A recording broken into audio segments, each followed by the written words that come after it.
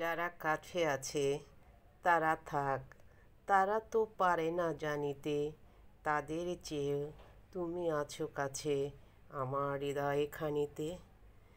যারা সুন্দরের পূজারী, তারাই এত সুন্দর করে কথা বলেন, এত সুন্দর করে সাজগোজ করেন, এত সুন্দর করে তার ঘরবাড়ি সাজান কি করে।